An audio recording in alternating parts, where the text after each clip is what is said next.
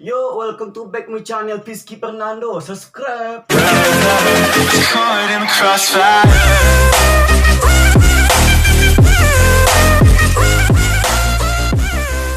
Nah, hari ini gua bikin GMA. Terima kasih banyak buat teman-teman, keluarga, orang tua yang telah mendukung gua sampai sejauh ini, yang udah nembus 3000 subscriber. Terima kasih banget teman-teman, keluarga yang mendukung gua sampai sejauh ini. Dan terima kasih juga buat orang-orang yang suka nonton film kami atau karya-karya kami. Terima kasih banyak buat kalian yang telah mendukung channel Peacekeeper Nando sampai sejauh ini. Insya Allah semoga kedepannya channel Peacekeeper Nando ini bisa berkembang lagi. Nah, oke. Ya, yang mungkin kalian bertanya kenapa sih abang bikin video sendiri sekarang? Ya, tahun kemarin berdua kan. Ya, mungkin sekarang udah nggak lagi kayaknya. Nah, jadi Gen A kali ini ya gua sendiri, nggak berdua kan, sendiri kan. Ya mungkin kurang asik kayaknya. Ya kayak mana lagi ya, jalani aja dulu. Nah, jadi pertanyaan yang sering gua dengar dari masyarakat, kenapa sih kalian nggak bikin film? Nah, ini jawabannya ya. Alasan kami nggak bikin film, yang pertama, teman gak ada lagi karena teman udah fokus dengan pekerjaannya masing-masing, fokus kuliah, fokus bantu orang tua, fokus kerja, jadi waktu ngumpulnya nggak ada lagi. Jadi kami terpaksa menjalaninya hidup masing-masing gitu. Yang kedua kayaknya keadaan, ya keadaan mungkin tidak mengizinkan mengumpul kembali kayak dulu lagi karena corona kayaknya. Bukan corona sih, karena udah sibuk dengan pekerjaan masing-masing, sibuk dengan masa depan masing-masing. Nah, yang ketiga anggota. Ya, anggota tidak ada lagi yang bisa kayaknya, yang mungkin karena sibuk tadi, sibuk lagi pekerjaannya masing-masing. Nah, jadi mau kayak mana lagi ya, terpaksalah kami bikin podcast Ocu Reaction. Tapi tenang, mungkin minggu depan kami bikin film lagi. Mungkin filmnya ya kurang menarik itu, tapi apalah daripada tidak ada film sama sekali. Jadi kami bikin film, ya dukunglah terus channel Peacekeeper Nando. Nah, bagi teman-teman yang ingin gabung dengan Peacekeeper Nando, silakan gabung, silakan join, gratis, nggak bayar guys. Jadi kami juga butuh teman untuk bikin film. Jadi bagi teman-teman yang mau bergabung, bersedia meluangkan waktu untuk syuting, yuk gabung dengan kami. Oke, next pertanyaan pertama dari Muhammad Piki. Kenapa nama YouTube-nya Peacekeeper Nando? Apakah terobsesi dengan pemain sepak bola seperti Fernando Torres? Ya, betul. Dulu gua sangat ngefans sama Fernando Torres, sampai-sampai gua beli bajunya nomor punggung 9 itu kalau nggak salah ya. Waktu SMP gua sangat ngefans banget sama Fernando Torres, sampai-sampai gua bikin akun Playstore. Awalnya sih pengen bikin namanya Fernando Piski, karena terbalik menjadi Peacekeeper Nando sampai sekarang. Pernah sih gue pengen ubah nama channel gue menjadi Lawak Ocu, tapi gue minta pendapat sama teman dekat gue yaitu Holil. Kata Holil, tak usah bikin nama Lawak Ocu karena nama itu mungkin tidak menarik gitu. Jadi alhamdulillah gue pertahankan Peacekeeper Nando sampai sekarang. Alhamdulillah udah nyaman lah dengan Peacekeeper Nando akunnya, nama akun gue. Dan satu lagi, tahun berapa buat YouTube dan video apa yang pertama kali upload? Terima kasih. Oke, gua jawab ya. Gua pertama kali bikin akun email itu 2015 dan gua bikin YouTube tahun 2018. Ya, 2018. Pertama kali video yang gua upload itu yaitu lagu-lagu apa tuh ya, lagu-lagu pendek kayak cover lagu, kayak story IG, story WA. Ya alhamdulillah waktu itu yang paling viral tuh pertama kali nembus 3,5 ribu penonton, yaitu dubbing SpongeBob itu yang Jokowi versus Prabowo. Ya mungkin itu udah lama, mungkin ada juga yang gua hapus video lama-lama gua ya, karena itu menurut gua mengganggu konsisten channel gua. Ya oke. Pertanyaan berikutnya, Tesi 24, TSY strip 24. Oke. Sudah berapa lama jadi YouTuber? Dan apa alasannya pertama ingin jadi YouTuber? berapa lama ya? Gua sih jadi YouTuber ya dari kelas 2 SMA sampai sekarang ya, mungkin lebih dari berapa ya? 3 tahun adalah mungkin, atau 2 tahun lebih lah. Jadi alasan gua jadi YouTuber itu karena nomor satu ya, pengen bahagiakan kedua orang tua, pengen banggakan keluarga. Ya awalnya sih gua dulu memang bikin film dari SMP, cuman film kami itu ya kurang menarik, cuman dapat kritik dari teman-teman abang gua, dan dia bilang bikin akun YouTube, terus upload video. Dan waktu itu gua bikin film story fighting itu ya awalnya sih kurang bagus, istilahnya hancur, karena bahasa kami itu bercampur, kayaknya ada bahasa Ocu, bahasa Indonesia. Jadi waktu itu di film pertama kali gua nggak bikin skenario guys, nggak bikin konsep, kami bikin apa langsung mulut ke mulut gitu. Jadi di film story fighting kedua ini ya lumayan viral di kampung karena ceritanya menarik. Itu ide cerita yang film kedua itu ide dari abang gua. Ya ceritanya sih lumayan mantap, cuman kami aja yang kurang mantap menjalani peran masing-masing, kurang mendalami kayaknya. Oke, next. Boleh dong kasih aku kata-kata atau saran atau kata-kata lain. Ini curhat atau apa ini? Nah, kasih kata-kata ya. Ya, mungkin kata-kata ini udah sering lah kita dengarkan. Ya, ini kata-kata dari gue untuk Tesi 24. Nah, apapun masalah Anda, seberat apapun masalah Anda tidak perlu curhat dengan manusia. Anda perlu melakukan sholat dan curhat sama Allah. Nah, itulah kata-kata yang dari gua ya. Next. Oh, dia lagi. Aku itu menurut kamu gimana? Heran gua, kok kayak gini pertanyaannya. Ini apa ya? Ya gua mungkin kurang mengenali lah. Kamu itu menurut gua orangnya baik sih, baik. Suka diajak bercanda kayaknya. Terus sering menyupport gua di waktu gua yang lagi jatuh, dan terus lo memberi gua kata-kata motivasi hingga gua bangkit lagi. Terima kasih. Oke, next. Dari Lara. Apa keseruannya bikin konten itu? Keseruannya apa ya? Ya itu, menurut gua pribadi ya, keseruan itu menurut gua itu bisa ngumpul sama teman, bisa bercanda bareng, bisa membagi ide-ide bareng, bisa tertawa bareng. Itulah keseruannya. Dan YouTube ini menurut gua bukan buat hiburan aja, tapi buat motivasi juga bisa, buat beri orang saran, kritik juga bisa. Jadi keseruannya itu ya tetap nomor satu, bisa ngumpul. Nah itu keseruannya bikin YouTube. Ya ada lagi keseruan bikin YouTube itu menurut gua, kalau kita mempunyai kisah yang sedih atau kisah yang menurut kita itu bagus dibikin film ya, tinggal kita tulis konsepnya, bikin skripnya, terus kita bikin film. Nah jadi orang-orang yang pernah menyakiti kalian bisa kalian bikin kisahnya di situ. Oke, next. Dari Cynthia, kapan terakhir Rizky pacaran?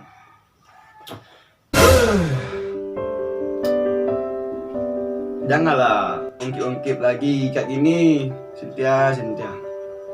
Gimana ya? Kapan terakhir Rizky pacaran? Kayaknya nggak ada kata terakhirnya. Ya mungkin kalau Cynthia mau kepoin siapa sih pacar Rizky yang sekarang, ya chat pribadi aja, nggak usah kayak gini ya Cynthia. Malu. Bukan malu mengakui itu pacar gua, bukan gitu, cuman nggak enak aja dipamer kayak gitu. Nanti orang kira pula kita sombong kan, Rizky ini pamerin ceweknya. Nggak boleh kayak gitu Cynthia, jalani aja masing-masing. Dari ini, apa yang Konco lakukan ketika dalam keadaan down? Nah ini pertanyaan yang gue tunggu-tunggu. Yang gue lakuin ketika gue down itu apa ya? Bangkit lagi, cari apa yang kamu inginkan, bikin yang apa kamu inginkan, dan renungkan diri Anda masing-masing. Contohnya yang gua lakuin, yang gua pribadi lakuin itu, gua sih pernah down karena gua pas lagi di atas terus jatuh gitu saja dan susah kali bangkitnya. Gua sempat pikir guys, kayak gini ya, kenapa sih waktu kejayaan tuh bentar dan waktu hancurnya lama gitu kan. Gua mikir terus dan gua searching di YouTube, orang-orang itu juga pernah mengalami downs. Jadi orang itu melakukannya dengan motivasi diri sendiri. Jadi gua waktu down itu gua motivasi diri gua sendiri. Kalau tidak gua yang lakukan itu semua, gua mungkin nggak berhasil sampai sekarang ini. Jadi walaupun kita nggak ada teman untuk syuting, tapi berusaha mencari ide-ide yang kreatif. Dan waktu gua nggak bikin film, gua merasa sedih. Kenapa sih gua nggak bisa bikin film lagi gitu kan? Tapi gua berdoa kepada Allah, apa sih yang harus gue lakuin lagi? Gue lakuin itu salah juga, gue lakuin ini salah juga. Jadi gue merenungkan diri gue masing-masing. Kenapa sih gue kayak gini? Apa sih salah gue gitu kan? Karena pas waktu gue lagi di atas jatuh dan nggak bisa bangkit lagi, dan nggak bisa gerak dan jatuh itu. Dan gue berusaha untuk bangkit. Terus gue mikir, memang sih gue nggak bisa bikin film kayak dulu lagi. Cuman gue pikir lagi, bikin konten apa sih? Bikin konten apa berikutnya? Ya alhamdulillah bikin konten, yaitu konten action dengan podcast tadi. Karena itu membutuhkan 2 atau 3 orang. Jadi kalau bikin film kan butuh banyak peran utamanya gitu, kayak 5 atau lebih dari 6. Pernah sih gue menangis itu kan bukan menangis berarti menangis keras, menangis dalam hati. Aduh, kenapa sih ya gua kayak gini sekarang? Kenapa sih konten gua sepi banget gitu kan? Terus gua searching di YouTube, gua cari pengalaman seseorang. Orang tuh juga pernah ketika down. Terus dia bangkit, berusaha bangkit. Apapun kata-kata orang dia nggak dengar. Dia mendengar kata-kata dia sendiri. Cuman tetapi kalau ada kritik dari seseorang, kita harus terima kritik itu. Kenapa? Karena kritik itulah yang akan membuat lo maju. Nah, itulah yang gue lakuin selama ini. Dari Zafran, apa alasan waktu lo lebih banyak untuk pacar daripada teman? Waktu gue gak banyak juga sama pacar gue, banyak. Ini ya Zafran, ini buat khusus lo aja ya, ini ya. Waktu gua lebih banyak untuk teman. Kalian bisa simpulkan, kalau gua sibuk itu bukan berarti gua nggak ngumpul, karena gua bikin film atau bikin konten di rumah, jadi gua jarang ngumpul. Kadang-kadang malam gua jarang ngumpul karena gua edit video, karena siangnya bikin video, malam edit video, karena gua sendiri yang ngerjain semuanya, dari bikin skenario, bikin film, bikin editing gitu, gua semuanya. Jadi itulah alasan gua jarang ngumpul. Nah itu aja. Samsul Rizal, bagaimana perasaan konco saat mencapai 3k subscriber? Dan bagaimana pengalaman suka duka konco dalam merintis channel konco sampai titik sekarang ini? Oke. Perasaan gua mencapai subscriber 3000 ini ya alhamdulillah sangat bahagia sekali. Terima kasih juga buat Samsul Rizal yang telah mensupport gua waktu dari semester 1 sampai semester 3 ini. Terima kasih ya Samsul Rizal yang selalu mensupport gua, yang selalu mengkritik gua gitu kan. Jadi perasaan gua mencapai 3k subscriber ini lumayan bahagia gitu. Tapi ada juga suka dukanya. Kenapa gitu? Karena di subscriber 3000 ini gua nggak bisa melakukan apa-apa untuk kedua orang tua gua, nggak bisa membahagiakan kedua orang tua gua. Gua hanya berusaha. Kenapa sih gua nggak bisa membagikan kedua orang tua gua? Karena belum bisa memberi hasil dari YouTube pada kedua orang tua gua.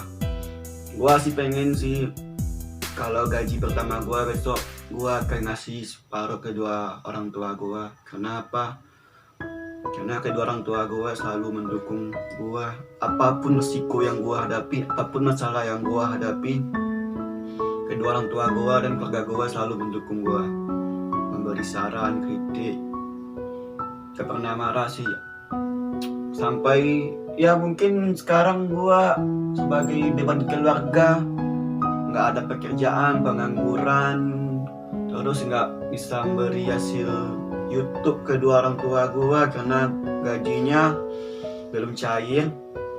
Dan duka-duka yang lain itu karena apa ya, dulu sempat gue berharap sekali bisa bikin film bareng gitu kan, sampai udah mempunyai rumah tangga masing-masing, tapi kandas begitu saja, entah apa alasannya. Mungkin karena udah sibuk dengan masing-masing. Jadi itulah suka duka gua selama ini. Ya, itu aja sih. Ya buat Kak Jelita, semoga cepat sembuh ya Kak. Karena Kak Jelita juga pernah bikin film sama kami, juga pernah menjadi sutradara kami di film masa dulu yang sampai 3 episode itu. Nah itulah suka duka gua sampai sekarang. Jadi next berikutnya, Saiful Muhammad tanya cik sana, dari mana dapat ide podcast Ocu? Nah, oke sana, koyon sana. Ide awak dapat podcast iku kan sana. Pertamanya awak kan nak ada kawan di video dan sana. Jadi daripada channel kosong sana kan, awak coba tengoklah channel Deddy Corbuzier tuh. Itu membutuhkan 2 orang. Jadi satu yang bertanya, satu yang menjawab podcast. Jadi nggak butuh banyak orang. Jadi gua sih pernah pikirkan ini 2 minggu lebih lah, yang gua pikirkan apa sih konten berikutnya. Pernah sih gua bikin film sendiri yang berjudul Tang Pulsa itu apa ya, gua sendiri yang terlibat di video itu karena viewsnya kecil, kayaknya orang nggak suka gitu. Jadi gua tanyalah kepada masyarakat, apa sih konten yang bagus gua bikin, apakah gua pantas bikin podcast kayak Deddy Corbuzier atau reaction atau video lucu lagi. Dan saran dari orang-orang itu, coba kamu bikin podcast. Jadi pertama kali gua bikin podcast itu mengundang artis TikTok Kamper Ega. Ya bagus sekali videonya kan, nembus berapa tuh ya, mungkin 2000 lebih lah viewsnya karena viral. Sampai sekarang masih viral Ega nomor 1. Nah itulah cu, alasan awak di podcast cu, nggak ada kawan syuting lah ya. Yuni Sara, kapan buat konten film Kak Ega? Kami tidak sabar menunggu. Ega lagi. Kemarin gue hubungi Ega di WhatsApp dan gue chat dia. Dan kayaknya Ega mungkin sekitar 1 atau 2 minggu lagi kami akan melakukan bikin film sama Ega, kayaknya collab sama Ega dengan artis TikTok yang mempunyai goyang-goyang yang unik, dengan beda goyangnya dengan orang lain guys. Nah jadi gua akan bikin konsepnya dulu tentang Ega, perannya sebagai apa gitu kan. Jadi bagi yang teman-teman pengen gabung dengan film kami, silakan join secepatnya. Nanti saya taruh link WA saya di deskripsi, tinggal hubungi saya aja. Khusus buat ya yang dekat-dekat sekitar kampung ini aja. Nanti kalau dari Mekinang kan jauh pula datang ke sini. Nah jadi mohon bersabar ya, lagi proses. Nah pertanyaan berikutnya dari Diana, bagaimana awal kesuksesan Cio Ega? Ini kan aku cu. Kok kalian nanya tentang Ega sih? Ya gini ya. Oke. Menurut gua sih Cik Ega itu pada tahun 2018 sama dengan gua bikin akun YouTube, dia bikin akun TikTok kayaknya. Jadi waktu itu dia kata di podcast, kan dia kan udah jelaskan di video podcast gitu. Jadi kata Ega itu tahun 2018 dia masih goyang-goyang biasa, goyang-goyang depan temannya gitu, cuman teman-temannya aja yang tahu. Dan 2019 karena dia mempunyai goyang yang unik kayaknya, yang unik sekali, berbeda dengan orang lain kayaknya. Jadi itulah awal kesuksesan Cik Ega, dari goyang-goyang biasa sampai goyang-goyang heboh. Nah itu oke. Itulah pertanyaan dari teman-teman tentang GMA hari ini. Capek juga ya. Nah, jadi GMA hari ini cuman itu aja yang gue dapat sampaikan, atau yang dapat gue beri jawaban pertanyaan dari gue pribadi kan. Kalau ada kata-kata dari gue yang kurang enak lidahnya ya gue minta maaf. Ya, gue minta maaf karena setiap manusia itu pasti mempunyai kesalahan. Nah, jadi kalau kita menilai seseorang dari segi baik, otomatis kita akan mendapatkan kebaikannya. Jadi kalau kita menilai seseorang dari segi buruk, otomatis kita akan menampakkan kejelekan dirinya. Nah, jadi kita sebagai manusia pintar-pintarlah menilai seseorang. Nah, itu aja dari KMA hari ini. Sekian, assalamualaikum warahmatullahi wabarakatuh.